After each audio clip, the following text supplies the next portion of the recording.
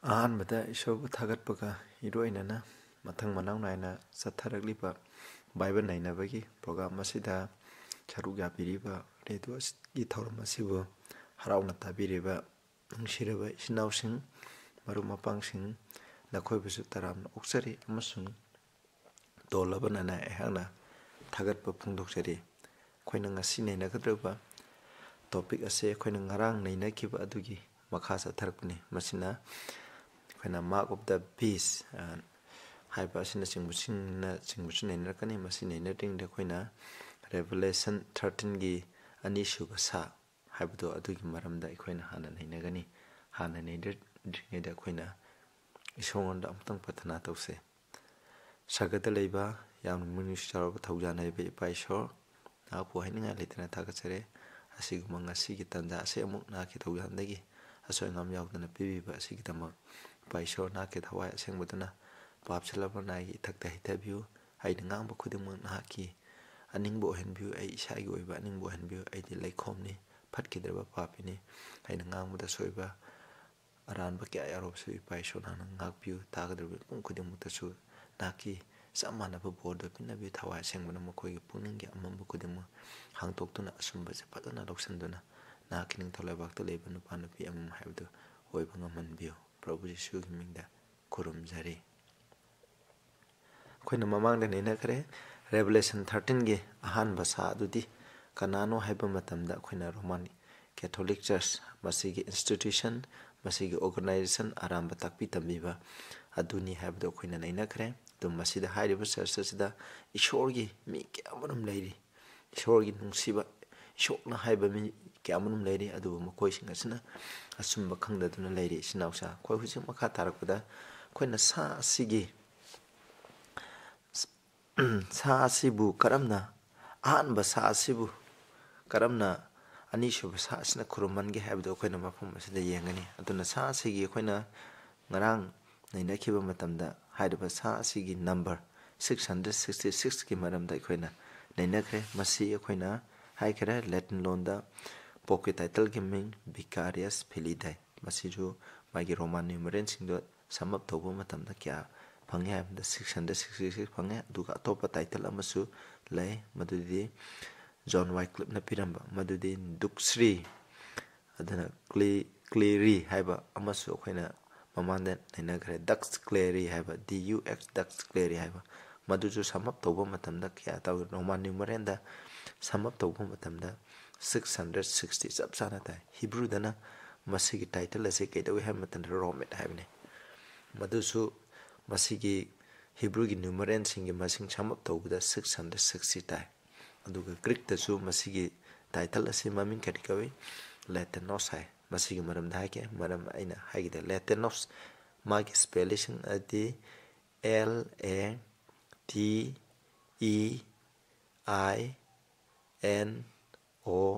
LATEINOS ꯍꯥꯏꯕꯅꯤ꯫ ꯃꯁꯤꯗ ꯑꯩꯈꯣꯏꯅ ꯒ꯭ꯔꯤꯛꯇꯁꯨ ꯑꯩꯈꯣꯏꯒꯤ ꯃꯌꯦꯛ ꯈꯨꯗꯤꯡꯒꯤ ꯃꯈꯣꯏꯒꯤ ꯚꯦꯂꯨ ꯂꯩ꯫ ꯍꯥꯏꯔꯤꯕ ꯚꯦꯂꯨꯁꯤꯡ ꯑꯗꯣ ꯑꯩ ꯍꯥꯏꯖꯔꯛꯀꯦ꯫ ꯃꯁꯤ ꯁꯝ ꯑꯞ ꯇꯧꯕꯗ 660 ꯇꯥꯏ꯫ Lꯅ 30, Aꯅ 1, Tꯅ 300, Eꯅ 5, Iꯅ 10, Nꯅ 50, Oꯅ 70, Sꯅ 200꯫ ꯍꯥꯏꯔꯤꯕꯁꯦ ꯁꯝ ꯑꯞ ꯇꯧꯕ ꯃꯇꯝꯗ ꯄꯨꯟꯅ 660 ꯇꯥꯏ꯫ ꯏꯆꯤꯟ ꯏꯅꯥꯎꯁꯥ, ꯃꯁꯤꯒꯤ ꯃꯔꯝꯗ ꯅꯈꯣꯏꯅ ꯍꯦꯟꯅ ꯀꯔꯤꯒꯨꯝꯕ ꯈꯪꯅꯤꯡꯕ ꯂꯩꯔꯒꯗꯤ ꯑꯩꯉꯣꯟꯗ ꯀꯟꯇꯦꯛ ꯇꯧꯕꯤꯔꯛꯎ꯫ ꯑꯩꯒꯤ ꯐꯣꯟ ꯅꯝꯕꯔꯗꯤ ꯅꯠꯇ꯭ꯔꯒ ꯑꯩꯒꯤ ꯋꯥꯆꯞ ꯅꯝꯕꯔꯗꯤ 8787640838꯫ ꯑꯃꯨꯛꯀ ꯍꯥꯏꯖꯒꯦ, 8787640838ꯗ ꯑꯩꯈꯣꯏꯅ ꯍꯪꯕꯤꯔꯛꯄ ꯌꯥꯒꯅꯤ꯫ ꯑꯗꯨꯒ ꯑꯀꯨꯞꯄ ꯃꯔꯣꯜ ꯃꯈꯩꯗꯣ ꯍꯦꯟꯅ ꯈꯪꯅꯤꯡꯉꯒꯗꯤ ꯑꯩꯅ ꯅꯈꯣꯏꯒꯤ ꯅꯐꯝꯗ ꯃꯁꯤ ꯇꯧꯕ ꯌꯥꯒꯅꯤ꯫ ꯑꯩꯈꯣꯏ ꯍꯧꯖꯤꯛ ꯌꯦꯡꯁꯦ ꯍꯥꯏꯔꯤꯕ ꯁꯥ ꯑꯁꯤꯅ ꯑꯩꯈꯣꯏꯅ ꯔꯦꯚꯦꯂꯦꯁꯟ 11ꯗꯒꯤ ꯑꯩꯈꯣꯏꯅ ꯄꯥꯖꯔꯛꯀꯦ꯫ ꯑꯗꯨꯒ ꯑꯅꯤꯁꯨꯕ ꯁꯥ ꯑꯁꯤ ꯑꯩꯈꯣꯏꯅ ꯃꯁꯛ ꯈꯪꯕ ꯗꯔꯀꯥꯔ ꯂꯩ꯫ ꯍꯥꯏꯔꯤꯕ ꯑꯅꯤꯁꯨꯕ ꯁꯥ ꯑꯁꯤꯅ ꯃꯥꯔꯛ ꯑꯣꯐ ꯗ ꯕꯤꯁ ꯆꯠꯅꯍꯜꯂꯤ꯫ ꯃꯥꯔꯛ ꯑꯣꯐ ꯗ ꯕꯤꯁ ꯑꯩꯈꯣꯏꯅ ꯍꯥꯟꯅ ꯇꯥꯛꯇ꯭ꯔꯤꯉꯩꯗ ꯑꯅꯤꯁꯨꯕ ꯁꯥ ꯑꯁꯦ ꯃꯁꯤꯕꯨ ꯅꯝꯐꯨꯗ ꯆꯠꯅꯍꯜꯂꯤꯕ ꯁꯥ ꯑꯅꯤꯁꯨꯕ ꯁꯥ 2 ꯍꯣꯔꯟ ꯕꯤꯁ ꯍꯥꯏꯕꯁꯦ ꯁꯤꯒꯤ ꯃꯔꯝꯗ ꯈꯪꯍꯟꯁꯤ꯫ ꯑꯗꯨꯒ ꯃꯥꯒꯤ ꯏꯃꯦꯖ ꯑꯣꯐ ꯗ ꯕꯤꯁ ꯍꯥꯏꯕꯁꯤꯁꯨ ꯍꯥꯏꯔꯤꯕ ꯑꯁꯤꯅ ꯁꯦꯝꯕꯅꯤ꯫ ꯍꯥꯏꯔꯤꯕꯁꯤꯡꯁꯦ ꯂꯥꯛꯇ꯭ꯔꯤꯉꯩꯗ ꯑꯩꯈꯣꯏꯅ ꯑꯅꯤꯁꯨꯕ ꯁꯥꯁꯤ ꯀꯅꯥꯅꯣ ꯍꯥꯏꯕꯗꯣ ꯍꯥꯟꯅ ꯑꯃꯨꯛꯇꯪ ꯌꯦꯡꯃꯤꯟꯅꯁꯤ ꯚꯥꯏ ꯑꯩꯈꯣꯏꯅ ꯃꯃꯥꯡꯗ ꯅꯩꯅꯈ꯭ꯔꯦ ꯕꯥꯏꯕꯜꯗꯤ ꯕꯥꯏꯕꯜ ꯃꯁꯥꯅ ꯑꯗꯨꯝ ꯑꯦꯛꯁꯄ꯭ꯂꯦꯟ ꯇꯧꯖꯩ ꯑꯩꯈꯣꯏꯅ ꯑꯥꯔꯊ ꯇꯧꯗꯦ ꯑꯗꯨꯕꯨ ꯍꯥꯏꯔꯤꯕꯁꯤ ꯔꯦꯚꯦꯂꯦꯁꯟ ꯍꯥꯏꯕꯁꯤ ꯁꯤꯝꯕꯣꯜꯗ ꯄꯤꯕꯅꯤ ꯍꯥꯏꯔꯤꯕ ꯁꯤꯝꯕꯣꯜꯁꯤꯡ ꯑꯗꯨꯗꯤ ꯀꯗꯥꯏꯗꯒꯤ ꯂꯧꯏ ꯍꯥꯏꯕ ꯃꯇꯝꯗ ꯑꯌꯥꯝꯕꯅ ꯑꯣꯜ ꯇꯦꯁꯇꯥꯃꯦꯟꯗ ꯏꯁꯣꯔꯅ ꯃꯥꯒꯤ ꯃꯥꯏꯁꯧꯁꯤꯡꯗ ꯁꯤꯖꯤꯟꯅꯈꯤꯕ ꯁꯤꯝꯕꯣꯜꯁꯤꯡ ꯑꯗꯨꯅ ꯄꯨꯂꯞ ꯂꯧꯔꯒ ꯃꯁꯤ ꯂꯥꯏꯔꯤꯛ ꯑꯄꯨꯟꯕ ꯑꯁꯤꯒꯤ ꯁꯝꯑꯞ ꯍꯥꯏꯕꯁꯦ ꯔꯦꯚꯦꯂꯦꯁꯟꯗ ꯄꯤꯕꯅꯤ ꯑꯗꯨꯅ ꯔꯦꯚꯦꯂꯦꯁꯟ ꯐꯖꯅ ꯈꯪꯒꯦ ꯍꯥꯏꯇꯥꯔꯒꯗꯤ ꯑꯩꯈꯣꯏꯅ ꯑꯣꯜ ꯇꯦꯁꯇꯥꯃꯦꯟ ꯐꯖꯅ ꯈꯪꯕ ꯇꯥꯏ ꯃꯔꯨꯑꯣꯏꯅ ꯔꯦꯚꯦꯂꯦꯁꯟ ꯍꯥꯏꯕ ꯂꯥꯏꯔꯤꯛꯁꯦ ꯈꯪꯒꯦ ꯍꯥꯏꯇꯥꯔꯗꯤ ꯑꯩꯈꯣꯏꯅ ꯗꯥꯅꯤꯌꯦꯜ ꯍꯥꯏꯔꯤꯕ ꯂꯥꯏꯔꯤꯛꯁꯦ ꯄ꯭ꯔꯣꯐꯦꯁꯤꯒꯤ ꯂꯥꯏꯔꯤꯛꯁꯦ ꯃꯁꯤ ꯍꯥꯟꯅ ꯈꯪꯒꯗꯕꯅꯤ ꯍꯥꯏꯕꯗꯤ ꯁꯤꯝꯕꯣꯜ ꯑꯌꯥꯝꯕ ꯗꯥꯅꯤꯌꯦꯜ ꯍꯥꯏꯕ ꯂꯥꯏꯔꯤꯛꯁꯤꯗ ꯂꯣꯏꯅ ꯁꯤꯖꯤꯟꯅꯈ꯭ꯔꯦ ꯕꯥꯏꯕꯜꯗꯤ ꯕꯥꯏꯕꯜ ꯃꯁꯥꯅ ꯑꯗꯨꯝ ꯑꯦꯛꯁꯄ꯭ꯂꯦꯟ ꯇꯧꯖꯩ ꯑꯩꯈꯣꯏꯅ ꯌꯦꯡꯁꯦ ꯍꯥꯏꯔꯤꯕ ꯁꯥ ꯑꯁꯦ ꯒꯤ ꯃꯔꯝꯗ ꯑꯩꯈꯣꯏꯅ ꯌꯦꯡꯁꯦ ꯔꯦꯚꯦꯂꯦꯁꯟ 13ꯒꯤ ꯚꯔꯁ 11 ꯃꯁꯤꯗ ꯑꯩ ꯄꯥꯖꯔꯛꯀꯦ ꯏꯪꯂꯤꯁꯇ ꯑꯩ ꯑꯗꯨꯝ ꯄꯥꯔꯛꯀꯦ And I beheld another beast coming up out of the earth, and he had two horns like a lamb, and he spake as a dragon. Masi verse amakhatani. Hairiba verse amaje akhona nainaba matamda anisuba sa ase masigi gun makhaido nainaba matamda masi choi na khangani. Aina amuko pajarke and I beheld another beast coming up out of the earth. Aina habdi Jonah atopa sa ama पृथ्वीदगी कारकप उई हैबने अदुको महाकी यावगुमलबा मसी अनि पाले अदुना महाकना चिंगलाइगुमना वांगांगी हैबजने अखोइना यंगसे अहानबा point अखोइना लैनग्रे बीस हाइबसिना Bible profess दा करी बुखंगनै हैबदा दान 7:23 की मतुइना करी खंगनै हैबा मतमदा निंगथौ पानबा लैबा अमबो खंगनै मसे अदुना हाइरिबा सा असेसु लैबाक अमने पॉलिटिकल पावर अमने है अदुना अखोइना सा सिदा अखोइना येंगबा मतना माई मसी ले मसी जिदा अखोइना क्राउन अमथ लैते अदुना सा अमगी मसीदा क्राउन लैतबा हाइबसिना अखोइना खंगना दिजे कैनो हाइरिबा लैबाक छिन निंगथौ पानबा लैबाक थी नथि हाइबसिने होय अखोइना पृथ्वीगी लैबाक ती अमने पॉलिटिकल पावर ती अमने अदुबु महाक्ति निंगथौ पानदबा निंगथौ सुपान पानखिदबा हेक हौरकपदगी निंगथौ पानखिदबा लैबाक अमने मसीना अदुगा मसीदा हाइबिगी मतुइना अनदर बीस है मसी अनदर बीस हाइबिगी आर्थदी अखोइना येंबा मतमदा अहानबा सा अदुदगी तोंगानबा हाइबने मसीना माइगी लमचत साजत शक्ति खुदिमसे रोमन कैथोलिक चर्चदगी पूरा तोंगाले मसे कमाइना तोंगालिबनो हाइबा मतमदा येंगची रोमन कैथोलिक चर्चदी कैदुगमदा चर्च का स्टेट का हाइदि स्टेट हाइबदी मखोइगी गवर्नमेंट दो मखोइगी पॉलिटिकल पावर हैबदो खोने शक्ति हैबदो चर्चना लोइना चलाइबन अनि से पुल्ले अदुगा चर्चना हाइरिबा सिगी मकोकता पाले अदुना हाइरिबा सा असिदि मसिदि तोंगानबा सा हैबने न मसिदि कैदो खमतरा रिलीजियस पावर गा पॉलिटिकल पावर गा तोखाइ तानाबा अदुगुंबा चर्च अमा हैबदो मसि ओइगनी मसिना लमसा साजता तोंगानबा कैरेक्टर हैबदे ओइगनी हैबसिने मसिना अनिसुबा पॉइंट मसि अखोइना कावबा यादे हाइदि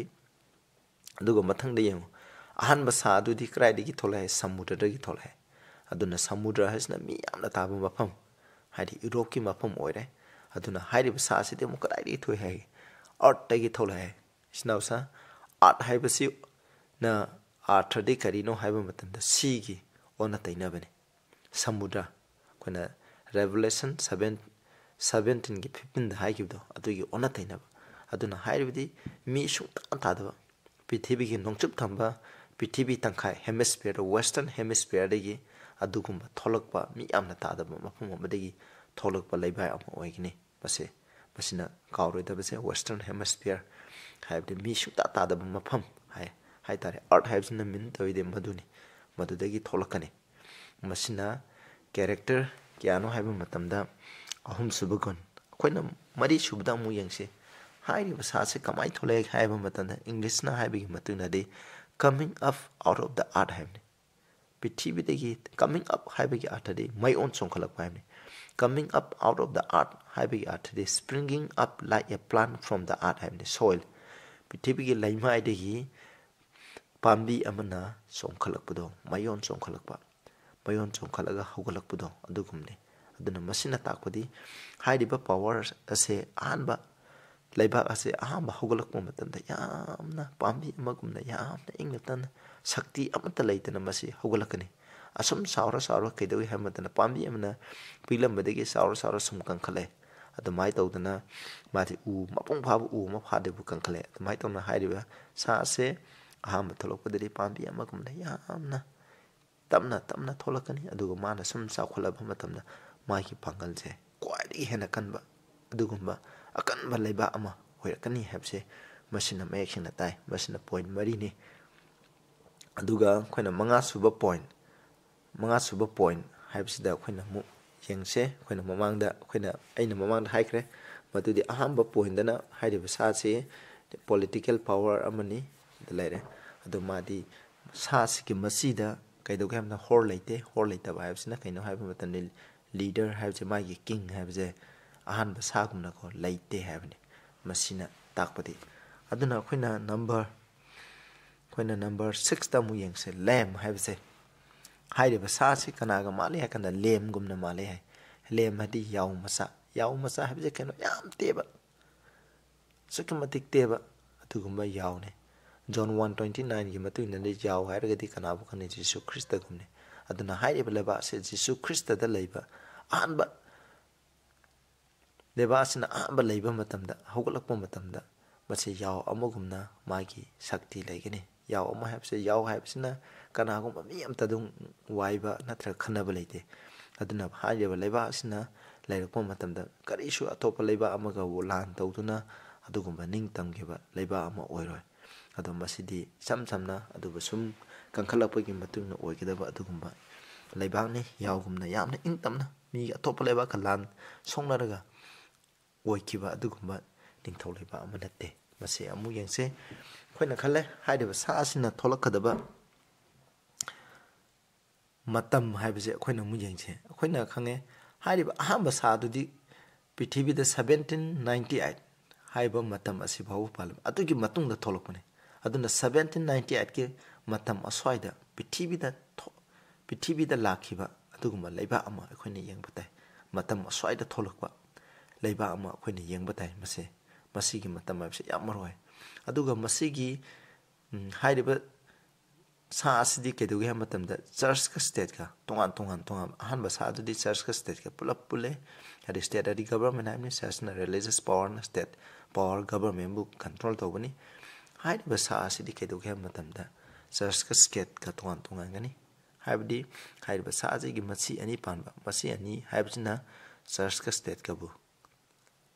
adubu khaido bu kanai masina haibdi khoina church ki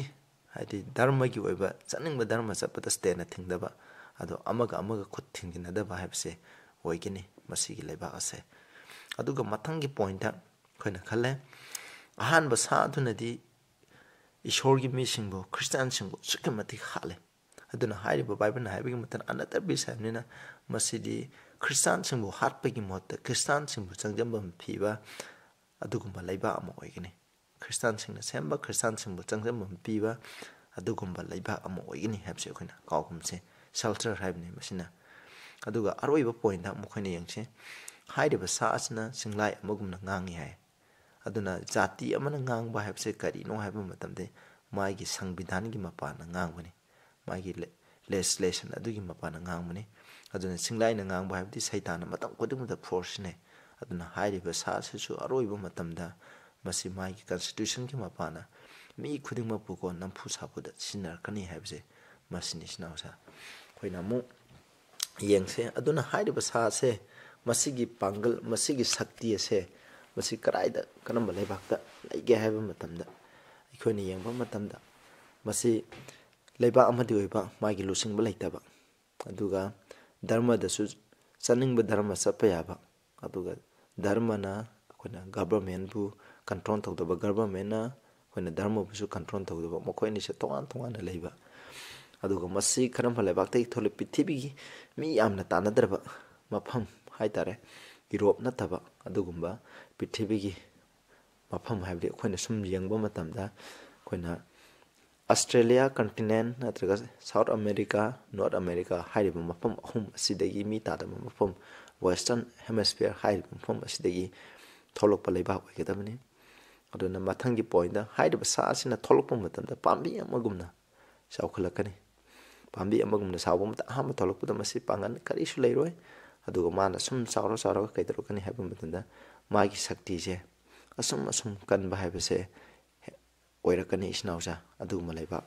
ama oirakani aduga mathangda amu yengse matangi point da haidaba sa asina yaugumna oi haibadi kaino yaw masana atoba saga waina bangambagi sakti suna leite aduna haidaba leba asina ning tamba matamda atopa leba ka lan thengnaraga ning tamkhiba aduguma leba atu oiroi masi asine aduga mathangda masina kaidoge haba matamda isorgi misingbu changjam phampiba aduguma leba oigani akonba matamda masina na Saitan sina bugumna magi constitution ki mapana misingbu namduna hoina nampu sapuda misingbu mana haiba indaba yade haiba aduguma laiba mo igani haidaba hoina si yengba matamda point khudima se suna yengba matamda sumtangi western hemisphere da laiba ani khakthole haidaba laiba ani dudi United States of America haiba se amaga aduga Australia haidaba laiba asega pakoi ani je khatani basida yengkadabse adubu hairiba kun kudimak suna laiba adudi Australia oide aduga hai basigi punamak suba laiba adudi kanano haikanda United States of America ne sinausa aduna ani suba Revelation 13 ge ani suba sa asina taglibdi kaino haikanda United States of America ne basi ning tamge base July 4 1776 tamase ahambada masigi laibakse British na moigi mathakta pandana leirami ado masleida khona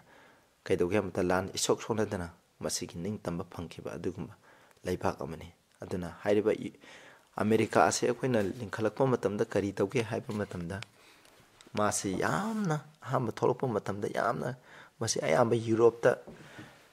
Roman Catholic Church na onaiduna Christian singbu onaiduna hatkiba matamda lanjinari kiba mishina adugumba semkiba ningthau leiba adugumba semkiba leiba amani masida ningthau haibase kaisu pangide makoidi miyamna semba aduguma mihutna khallaga panba leiba amani base sumaina Bible na haibigi matungna haidiba leiba ase chap chana thangki sinausa ahaba matamda made sakti yam lerakte aduga sumaina akoina writer amana irame G.A. Townsend koba The New World Compared with the Old haiba page 460 to the man asumna like a silent set we grew into empire hai yamna ingna singna ko apikpa maru amana magi mana ani hokale sumaina toropa mi chawkhla pumna America se sumaina tawkhi haina asida mayek singna ide kya sumba maibana haibadumak masi thongki sinawsing aduna khoina mu makhata na mujeng se hairiba sa se magi government magi constitution semba matamda su asumnai kari pigi ge haiba matamda magi any sarkar gi thabo ama lobo matamda khoina dharma gi oiba miyeng yengoi hai masida maje christiana tabra kari dharma oibra haibdu yengoi hai ado magi qualification adugi matung ina yengani habse magi constitution da asmaina mek sengna iduna tai aina American Constitution First Amendment do ai pajarake mase khona 1958 edition gi page 46 asmai the First Amendment to the Constitution of the United States of America in the United States Code 1958 edition page 46 ai English ta pajarake Congress shall not make law respecting any establishment of religion haibani sida haibdi Congress adi America sarkana mukogi ain asibu salairiba mukogi sarkana law semba matamda dharma amada yumpham oiro haibani masina sida haibase or prohibiting the free exercise thereof adu hairiba chaningba dharma ado chatpado maduba thingba haibdo tawro hai or abridging the freedom of speech akoina wangangba ningtamna wangangbudo madudasu ayat papiru haibni or of the press ki ning tambadusu haide akoina press haibse akoina masigi ning tambasu masi kaido gada pigini haibni or the right of the people peacefully to assemble and to petition the government for a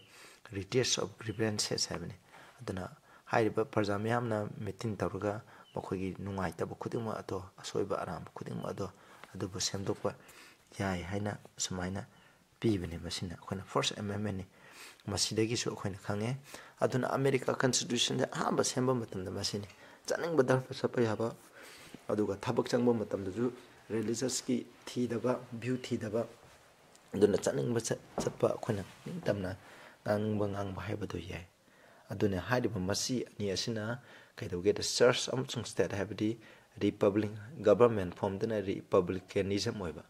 ꯑꯗꯨꯒ ꯙꯔꯃꯗꯅ ꯑꯩꯈꯣꯏꯅ ꯄ꯭ꯔꯣꯇꯦꯁꯇꯥꯟ ꯑꯣꯏꯕ ꯄ꯭ꯔꯣꯇꯦꯁꯇꯥꯟ ꯍꯥꯏꯗꯤ ꯆꯠꯅꯤꯡꯕ ꯙꯔꯃ ꯆꯠꯄ ꯌꯥꯕ ꯑꯗꯨꯒꯨꯝꯕ ꯍꯥꯏꯔꯤꯕ ꯂꯩꯕꯥꯛ ꯑꯁꯤꯅꯤ ꯑꯃꯦꯔꯤꯀꯥꯅ ꯄ꯭ꯔꯤꯊꯤꯕꯤꯗ ꯑꯁꯨꯛꯀꯤ ꯃꯇꯤꯛ ꯄꯥꯡꯒꯟ ꯈꯠꯂꯛꯏꯕꯁꯤ ꯀꯔꯤꯒꯤꯅꯣ ꯍꯥꯏꯕꯗꯤ ꯍꯥꯏꯔꯤꯕ ꯅꯤꯇꯤ ꯑꯅꯤ ꯑꯁꯤ ꯆꯔꯆꯀ ꯁ꯭ꯇꯦꯠꯀ ꯇꯣꯉꯥꯟꯕ ꯍꯥꯏꯗꯤ ꯁ꯭ꯇꯦꯠ ꯒꯕꯔꯟꯃꯦꯟꯠꯕꯨ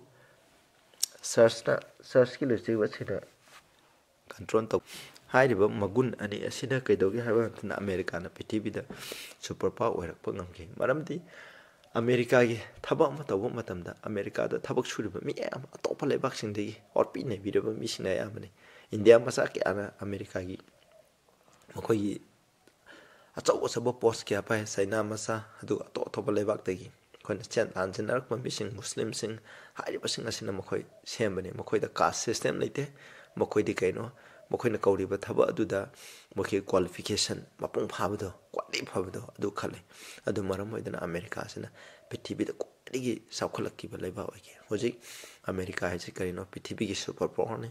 ꯏꯀꯣꯅꯣꯃꯤꯗꯁꯨ ꯁꯨꯄꯔ ꯄꯥꯋꯔ ꯑꯣꯏꯔꯤꯕꯅꯤ ꯍꯥꯏꯔꯤꯕꯁꯤꯡ ꯑꯁꯤꯅꯤ ꯏꯆꯤꯟ ꯏꯅꯥꯎꯁꯥ ꯕꯥꯏꯕꯜꯅ ꯍꯥꯏꯕꯒꯤ ꯃꯇꯨꯡꯏꯟꯅ ꯍꯥꯏꯔꯤꯕ ꯑꯁꯤꯅꯤ ꯍꯥꯏꯔꯤꯕ ꯑꯃꯦꯔꯤꯀꯥ ꯑꯁꯤꯅ ꯀꯩꯗꯧꯒꯦ ꯍꯥꯏꯕ ꯃꯇꯝꯗ ꯑꯩꯈꯣꯏꯅ ꯍꯧꯖꯤꯛ ꯃꯈꯥ ꯇꯥꯅ ꯑꯃꯨꯛ ꯔꯦꯚꯦꯂꯦꯁꯟ ꯑꯩꯈꯣꯏꯅ 13ꯗꯒꯤ ꯌꯦꯡꯖꯩ ꯍꯥꯏꯔꯤꯕ ꯂꯩꯕꯥꯛ ꯑꯁꯤꯅ ꯕꯥꯏꯕꯜꯅ ꯍꯥꯏꯈꯤꯕ ꯂꯩꯕꯥꯛ ꯑꯁꯤꯅ ꯀꯔꯤ ꯇꯧꯒꯦ ꯍꯥꯏꯕ ꯃꯇꯝꯗ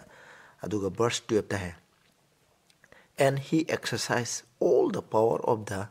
first beast before him ꯑꯍꯥꯟꯕ ꯃꯥꯒꯤ ꯃꯃꯥꯡꯗ ꯂꯩꯕ ꯁꯥ ꯑꯗꯨꯒꯤ ꯁꯛꯇꯤ ꯈꯨꯗꯤꯡꯃꯛ ꯑꯗꯨ ꯃꯥꯅ ꯁꯤꯟꯅꯩ ꯍꯥꯏ and caused the earth and them which dwell therein to worship the first beast whose daily wound was healed ꯑꯗꯨꯅ ꯃꯥꯅ ꯄ꯭ꯔꯤꯊꯤꯕꯤꯗ ꯂꯩꯔꯤꯕ ꯈꯨꯗꯤꯡꯃꯛꯄꯨ ꯑꯍꯥꯟꯕ ꯁꯥ ꯑꯗꯨꯕꯨ ꯈꯨꯔꯨꯝꯅꯕ ꯅꯝꯐꯨꯗ ꯁꯤꯟꯅꯩ ꯍꯥꯏ ꯀꯣꯁ ꯍꯥꯏꯕꯗꯤ ꯐꯣꯔꯁ ꯍꯥꯏꯕꯗꯤ ꯁꯤꯅ ꯍꯥꯏꯕꯗꯤ ꯕꯥꯏꯕꯜꯅ ꯍꯥꯏꯕꯒꯤ ꯃꯇꯝꯗ ꯑꯔꯣꯏꯕ ꯃꯇꯝꯗ ꯍꯥꯏꯔꯤꯕ ꯑꯃꯦꯔꯤꯀꯥꯁꯤꯅ ꯄ꯭ꯔꯤꯊꯤꯕꯤꯗ ꯂꯩꯕ ꯃꯤꯄꯨꯝ ꯈꯨꯗꯤꯡꯃꯛ ꯑꯍꯥꯟꯕ ꯁꯥ ꯑꯗꯨꯕꯨ ꯈꯨꯔꯨꯝꯍꯟꯒꯅꯤ ꯍꯥꯏꯕꯅꯤ ꯃꯁꯤꯅꯤ and he did great wonders so that he maketh fire come down from heaven on the earth in the sight of man ꯍꯥꯏ ꯃꯥꯅ ꯑꯉꯛꯄ ꯀꯌꯥ ꯑꯃꯔꯣꯝ ꯇꯧꯏ ꯃꯗꯨꯗꯤ ꯑꯇꯤꯌꯥꯗꯒꯤ ꯃꯩ ꯐꯥꯎꯕ ꯄ꯭ꯔꯤꯊꯤꯕꯤꯗ ꯄꯨꯊꯔꯛꯏ ꯍꯥꯏ ꯃꯁꯤꯅ ꯇꯥꯛꯄꯗꯤ ꯃꯁꯤ ꯀꯔꯤꯒꯤ ꯃꯄꯥꯟꯗ ꯇꯧꯒꯦ ꯍꯥꯏꯕ ꯃꯇꯝꯗ ꯁ꯭ꯄꯤꯔꯤꯆꯨꯋꯦꯂꯤꯖꯝ ꯍꯥꯏꯗꯤ ꯑꯁꯤꯕ ꯃꯤꯁꯤꯡꯅ ꯑꯍꯤꯡꯕ ꯃꯤꯁꯤꯡꯒ ꯋꯥꯔꯤ ꯁꯥꯟꯅꯕ ꯌꯥꯏ ꯍꯥꯏꯕꯁꯦ ꯃꯁꯤꯅ ꯃꯔꯝ ꯑꯣꯏꯗꯨꯅ ꯃꯁꯤꯒꯤ ꯅꯤꯇꯤ ꯅꯤꯌꯣꯝ ꯏꯞꯇ ꯍꯥꯏꯈꯤꯕ ꯅꯪ ꯁꯨꯡꯁꯣꯏ ꯁꯣꯏꯗꯅ ꯁꯤꯔꯣꯏ ꯍꯥꯏꯕ ꯑꯩꯈꯣꯏꯒꯤ ꯊꯋꯥꯏꯗꯤ ꯁꯤꯕ ꯅꯥꯏꯗꯦ ꯍꯥꯏꯕ ꯑꯗꯨꯒꯨꯝꯕ ꯄ꯭ꯔꯤꯟꯁꯤꯄꯜ ꯑꯁꯤꯅ ꯃꯔꯝ ꯑꯣꯏꯗꯨꯅ ꯍꯥꯏꯔꯤꯕꯁꯦ ꯑꯉꯛꯄ ꯀꯌꯥ ꯑꯃꯔꯣꯝ ꯄꯥꯡꯊꯣꯛꯑꯦ verse 14ꯗ and deceive them that dwell on the earth by means of those miracles which he had power to do in the sight of the beast saying ꯍꯥꯏꯗꯤ ꯃꯥꯅ ꯀꯩꯗꯧꯒꯦ ꯄ꯭ꯔꯤꯊꯤꯕꯤꯗ ꯂꯩꯕ ꯈꯨꯗꯤꯡꯃꯛ ꯍꯥꯏꯔꯤꯕ ꯃꯥꯅ ꯑꯉꯛꯄ ꯄꯥꯡꯊꯣꯛꯄ ꯉꯝꯕ ꯁꯛꯇꯤ ꯑꯁꯤꯅ ꯁꯥ ꯑꯁꯤꯒꯤ ꯃꯥꯅ ꯄꯥꯡꯊꯣꯛꯄ ꯉꯝꯕ ꯁꯛꯇꯤ ꯑꯁꯤꯅ ꯅꯝꯊꯥꯛ ꯇꯧꯏ saying to them that all the earth ꯄ꯭ꯔꯤꯊꯤꯕꯤꯗ ꯂꯩꯕ ꯃꯤꯄꯨꯝ ꯈꯨꯗꯤꯡꯃꯛ ꯍꯥꯏꯗꯨꯅ that they should make an image to the beast ꯍꯥꯏꯔꯤꯕ ꯁꯥ ꯑꯗꯨꯗ ꯃꯨꯔꯇꯤ ꯑꯃ ꯁꯦꯝꯒꯗꯕꯅꯤ ꯍꯥꯏꯕꯅꯤ and which had the wound by a sword and did live ꯍꯥꯏꯕꯅꯤ ꯑꯗꯨꯅ ꯍꯥꯏꯔꯤꯕ ꯁꯥ ꯑꯗꯨꯕꯨ ꯑꯁꯣꯛꯄ ꯅꯪꯍꯟꯈꯤꯕ ꯁꯤꯕ ꯍꯥꯟꯅ ꯁꯣꯛꯈꯤꯕ ꯊꯥꯡꯅ ꯁꯣꯛꯈꯤꯕ ꯁꯥ ꯑꯗꯨꯗ ꯃꯨꯔꯇꯤ ꯑꯃ ꯁꯦꯝꯒꯅꯤ ꯍꯥꯏꯕꯅꯤ ꯏꯆꯤꯟꯅꯥꯎꯁꯥ ꯑꯗꯨꯅ ꯑꯩꯈꯣꯏꯅ ꯑꯃꯨꯛ ꯃꯈꯥ ꯇꯥꯅ ꯑꯃꯨꯛ ꯑꯩꯈꯣꯏꯅ ꯅꯩꯅꯗ꯭ꯔꯤꯉꯩꯗ ꯑꯩꯈꯣꯏꯅ ꯌꯦꯡꯁꯦ ꯑꯍꯥꯟꯕꯗ ꯁꯥ ꯑꯗꯨꯒꯤ ꯃꯥꯛ ꯍꯥꯏꯕꯁꯤ ꯀꯔꯤꯅꯣ ꯍꯥꯏꯕꯁꯤ ꯑꯃꯨꯛ ꯌꯦꯡꯁꯤ ꯑꯗꯨꯒ ꯑꯩꯈꯣꯏꯅ ꯃꯊꯪꯗ ꯈꯟꯒꯗꯕꯅ image to the beast ꯍꯥꯏꯕꯅꯤ ꯅꯠꯇ꯭ꯔꯒ the image of the beast ꯅꯠꯇ꯭ꯔꯒ an image to the beast ꯍꯥꯏꯕꯁꯦ ꯃꯁꯤꯒꯤ ꯑꯔꯊꯁꯦ ꯀꯔꯤꯅꯣ ꯍꯥꯏꯕꯁꯦ ꯑꯩꯈꯣꯏꯅ ꯍꯥꯟꯅ ꯌꯦꯡꯕ ꯇꯥꯏ ꯍꯥꯟꯅ ꯌꯦꯡꯗ꯭ꯔꯤꯉꯩꯗ ꯍꯥꯏꯔꯤꯕ ꯁꯥ ꯑꯁꯤꯒꯤ ꯃꯥꯛ the mark of the beast ꯍꯥꯏꯕꯁꯦ ꯀꯔꯤꯅꯣ ꯍꯥꯏꯕꯁꯤꯅꯤ ꯃꯁꯤ ꯑꯩꯈꯣꯏꯅ ꯑꯃꯨꯛ ꯕꯥꯏꯕꯜꯗꯒꯤ ꯑꯩꯈꯣꯏꯅ ꯈꯔ ꯑꯃꯨꯛ ꯌꯦꯡꯃꯤꯟꯅꯁꯦ ꯑꯩꯈꯣꯏꯅ ꯐꯣꯡꯗꯣꯛꯄꯤꯕ 12ꯒꯤ ꯑꯍꯥꯟꯕ ꯁꯥ ꯑꯗꯨꯗꯤ ꯑꯩꯈꯣꯏꯅ ꯈꯪꯈ꯭ꯔꯦ ꯃꯗꯨꯗꯤ ꯔꯣꯃꯥꯟ ꯀꯦꯊꯣꯂꯤꯛ ꯆꯔꯆꯅꯤ ꯃꯥꯒꯤ ꯑꯣꯔꯒꯅꯥꯏꯖꯦꯁꯟꯕꯨꯅꯤ ꯍꯥꯏꯕꯁꯦ ꯈꯪꯉꯦ ꯑꯗꯨꯅ ꯑꯩꯈꯣꯏꯅ ꯍꯥꯏꯔꯤꯕ ꯆꯔꯆ ꯑꯁꯤꯒꯤ ꯃꯥꯛ ꯍꯥꯏꯕꯁꯦ ꯀꯔꯤꯅꯣ ꯃꯥꯒꯤ ꯃꯥꯛ ꯍꯥꯏꯕꯁꯦ ꯀꯔꯤꯅꯣ ꯍꯥꯏꯕꯁꯦ ꯑꯩꯈꯣꯏꯅ ꯌꯦꯡꯃꯤꯟꯅꯕ ꯃꯊꯧ ꯇꯥꯔꯦ ꯀꯔꯤꯅꯣ ꯍꯥꯏꯕ ꯃꯇꯝꯗ ꯃꯁꯤ ꯈꯪꯕ ꯍꯥꯏꯕꯁꯦ ꯑꯩꯈꯣꯏꯅ ꯌꯥꯝꯅ ꯗꯔꯀꯥꯔ ꯂꯩ ꯑꯩꯈꯣꯏꯅ ꯑꯗꯨꯅ ꯍꯥꯏꯔꯤꯕ ꯁꯥ ꯑꯁꯤꯒꯤ ꯃꯥꯛ ꯍꯥꯏꯕꯁꯦ ꯑꯩꯈꯣꯏꯅ ꯌꯦꯡꯕ ꯃꯇꯝꯗ ꯁꯥꯁꯤꯗ ꯍꯪꯕ ꯃꯇꯝꯗꯁꯨ ꯃꯥꯒꯤ ꯃꯥꯔꯛꯁꯦ ꯀꯔꯤꯅꯣ ꯍꯥꯏꯅ ꯍꯪꯕꯗ ꯇꯥꯛꯀꯅꯤ ꯑꯗꯨꯒ ꯁꯥ ꯑꯁꯤꯗꯤ ꯑꯦꯟꯇꯤ ꯈ꯭ꯔꯥꯏꯁ ꯄꯥꯋꯔꯅꯤ ꯑꯗꯨꯅ ꯃꯁꯤꯒꯤ ꯏꯁꯣꯔꯒꯤꯁꯨ ꯃꯥꯔꯛ ꯍꯥꯏꯕ ꯑꯃ ꯂꯩ ꯏꯁꯣꯔꯒꯤ ꯃꯥꯔꯛꯀꯤ ꯑꯣꯟꯅ ꯇꯩꯅꯕ ꯏꯁꯣꯔꯒꯤ ꯃꯥꯔꯛ ꯍꯥꯏꯕꯗꯤ ꯀꯩꯅꯣ ꯍꯥꯏꯕꯗ ꯁꯤꯜ ꯏꯁꯣꯔꯒꯤ ꯆꯨꯝ ꯍꯥꯏꯇꯥꯔꯦ ꯃꯗꯨꯒꯤ ꯑꯣꯟꯅ ꯇꯩꯅꯕꯅꯤ ꯃꯁꯤꯒꯤ ꯃꯥꯔꯛ ꯍꯥꯏꯕꯁꯦ ꯕꯥꯏꯕꯜ ꯍꯥꯏꯕꯒꯤ ꯃꯇꯝ ꯕꯥꯏꯕꯜꯗ ꯁꯤꯗ ꯂꯣꯏꯅ ꯒꯨꯟ ꯄꯤꯔꯕꯅꯤ ꯍꯥꯏꯔꯤꯕꯁꯦ ꯑꯗꯨꯅ ꯁꯥ ꯑꯗꯨꯕꯨ ꯈꯨꯔꯨꯝꯕ ꯍꯥꯏꯕꯁꯤ ꯀꯔꯤꯅꯣ ꯑꯗꯨꯒ ꯁꯥ ꯑꯗꯨꯒꯤ ꯈꯨꯗꯝ ꯃꯥꯔꯛ ꯍꯥꯏꯕꯁꯦ ꯃꯥꯔꯛ ꯑꯣꯐ ꯗ ꯕꯤꯁ ꯈꯨꯗꯝ ꯍꯥꯏꯕꯁꯤ ꯀꯔꯤꯅꯣ ꯃꯁꯤ ꯐꯪꯕꯁꯤꯅꯦ ꯈꯨꯠꯇ ꯅꯠꯇ꯭ꯔꯒ ꯂꯥꯏꯕꯛꯇ ꯐꯪꯕ ꯃꯤꯁꯤꯡ ꯑꯗꯣ ꯑꯁꯨꯛꯀꯤ ꯃꯇꯤꯛ ꯏꯁꯣꯔꯅ ꯑꯣꯟꯅꯩꯕ ꯁꯥꯁꯤꯕꯨ ꯈꯨꯔꯨꯝꯕ ꯅꯠꯇ꯭ꯔꯒ ꯃꯥꯒꯤ ꯆꯨꯝ ꯑꯁꯦ ꯈꯨꯠꯇ ꯅꯠꯇ꯭ꯔꯒ ꯂꯥꯏꯕꯛꯇ ꯐꯪꯕꯗꯣ ꯀꯔꯤꯅꯣ ꯍꯥꯏꯕꯗꯣ ꯑꯩꯈꯣꯏꯅ ꯌꯥꯝꯅ ꯈꯪꯒꯅꯤ ꯑꯩꯈꯣꯏꯅ ꯌꯦꯡꯁꯦꯟꯕꯗꯨꯗꯤ ꯑꯍꯥꯟꯕꯗ ꯑꯩꯈꯣꯏꯅ ꯅꯩꯅꯈ꯭ꯔꯦ ꯑꯩꯈꯣꯏꯅ ꯏꯁꯣꯔꯒꯤ ꯄꯣꯊꯥꯕ ꯅꯨꯃꯤꯠ ꯑꯁꯦꯡꯕ ꯄꯥꯔꯠ 1 ꯄꯥꯔꯠ 2 ꯑꯩꯈꯣꯏꯅ ꯅꯩꯅꯈ꯭ꯔꯦ ꯑꯗꯨ ꯑꯩꯅ ꯑꯃꯨꯛ ꯍꯟꯅ ꯍꯟꯖꯔꯔꯣꯏꯒꯦ ꯑꯗꯨꯅ ꯏꯁꯣꯔꯒꯤ ꯆꯨꯝꯕ ꯍꯥꯏꯕꯁꯤ ꯀꯔꯤꯅꯣ ꯍꯥꯏꯕ ꯃꯇꯝꯗ ꯑꯩꯈꯣꯏꯅ ꯏꯖꯤꯀꯦꯜ 20ꯒꯤ 12 ꯑꯃꯁꯨꯡ 20 ꯄꯥꯕ ꯃꯇꯝꯗ ꯈꯪꯈ꯭ꯔꯦ ꯑꯗꯨꯗꯤ ꯏꯁꯣꯔꯒꯤ ꯁꯕꯥꯠ ꯍꯥꯏꯕꯁꯤꯅ ꯃꯍꯥꯛꯀꯤ ꯁꯥꯏꯟꯅꯤ ꯁꯥꯏꯟꯒꯤ ꯑꯣꯟꯅ ꯇꯩꯅꯕꯗꯤ ꯁꯤꯜꯅꯤ ꯍꯥꯏꯕꯁꯦ ꯑꯩꯈꯣꯏꯅ ꯏꯁꯣꯔꯒꯤ ꯁꯕꯥꯠꯅ ꯁꯤꯜꯅꯤ ꯍꯥꯏꯕꯗꯣ ꯑꯩꯈꯣꯏꯅ ꯈꯪꯈ꯭ꯔꯦ ꯑꯩꯈꯣꯏꯅ ꯅꯩꯅꯈ꯭ꯔꯦ ꯑꯩꯈꯣꯏꯅ ꯑꯦꯛꯁꯣꯔꯗꯁ 20ꯒꯤ ꯑꯩꯈꯣꯏꯅ 8 to 11 ꯑꯩꯈꯣꯏꯅ ꯄꯥꯕ ꯃꯇꯝꯗ ꯏꯁꯣꯔꯒꯤ ꯃꯔꯤꯁꯨꯕ ꯀꯃꯥꯟꯃꯦꯟꯗ ꯑꯩꯈꯣꯏꯅ ꯁꯤꯜ ꯑꯃꯗ ꯂꯩꯒꯗꯕ ꯒꯨꯟ ꯈꯨꯗꯤꯡꯃꯛꯇꯣ ꯌꯥꯎꯏ ꯍꯥꯏꯕꯗꯨꯅꯦ ꯑꯗꯨꯅ ꯏꯁꯣꯔꯒꯤ ꯆꯨꯝꯕ ꯍꯥꯏꯕꯁꯤꯗꯤ ꯏꯁꯣꯔꯒꯤ ꯄꯣꯊꯥꯕ ꯅꯨꯃꯤꯠꯅꯤ ꯑꯗꯨꯅ ꯏꯁꯣꯔꯒꯤ ꯄꯣꯊꯥꯕ ꯅꯨꯃꯤꯠꯀꯤ ꯑꯣꯟꯅ ꯇꯩꯅꯕ ꯑꯁꯤ ꯑꯣꯄꯣꯖꯤꯠ ꯑꯣꯏꯕꯗꯣ ꯑꯗꯨꯅ ꯍꯥꯏꯔꯤꯕ ꯁꯥ ꯑꯁꯤꯒꯤ ꯈꯨꯗꯝꯅꯤ ꯑꯩꯈꯣꯏꯅ ꯌꯦꯡꯁꯤ ꯏꯆꯤꯟꯅꯥꯎꯁꯦ ꯕꯥꯏꯕꯜꯅ ꯍꯥꯏꯕꯒꯤ ꯃꯇꯨꯡ ꯏꯟꯅꯗꯤ ꯁꯥ ꯑꯁꯤꯒꯤ ꯈꯨꯗꯝꯗꯤ ꯀꯔꯤꯅꯣ ꯍꯥꯏꯕ ꯃꯇꯝꯗ ꯑꯩꯈꯣꯏꯅ ꯃꯁꯤꯒꯤ ꯁꯥ ꯑꯁꯤꯗ ꯑꯗꯨꯝ ꯍꯪꯕ ꯃꯇꯝꯗ ꯃꯁꯥꯅ ꯍꯥꯏꯒꯅꯤ ꯃꯣꯏꯅ ꯁꯦꯝꯕ ꯂꯣ ꯍꯥꯏꯕꯁꯤ ꯀꯔꯤꯅೋ ꯍꯥꯏꯕ ꯃꯇꯝꯗ ꯑꯩꯈꯣꯏꯅ ꯈꯪꯉꯤ ꯃꯗꯨꯗꯤ ꯅꯣꯡꯃꯥꯏꯖꯤꯡ ꯅꯨꯃꯤꯠ ꯍꯥꯏꯕꯁꯤꯅꯤ ꯏꯁꯣꯔꯅ ꯑꯩꯈꯣꯏ ꯇꯥꯏꯕꯪ ꯃꯤꯑꯣꯏꯕꯒꯤꯗꯃꯛ ꯄꯤꯕ ꯄꯣꯊꯥꯕ ꯅꯨꯃꯤꯠꯇꯤ ꯊꯥꯡꯖ ꯅꯨꯃꯤꯠ 7 days ꯁꯕꯥꯠ ꯍꯥꯏꯕꯁꯤꯅꯤ ꯑꯗꯨꯕꯨ ꯍꯥꯏꯔꯤꯕ 7 days ꯁꯕꯥꯠ ꯑꯁꯦ ꯀꯅꯥꯅ ꯅꯣꯡꯃꯥꯏꯖꯤꯡ ꯅꯨꯃꯤꯠꯇ ꯑꯣꯟꯊꯣꯛꯈꯤꯒꯦ ꯍꯥꯏꯕ ꯃꯇꯝꯗ ꯔꯣꯃꯥꯟ ꯀꯦꯊꯣꯂꯤꯛ ꯆꯔꯆꯅ ꯑꯣꯟꯊꯣꯛꯈꯤꯕꯅꯤ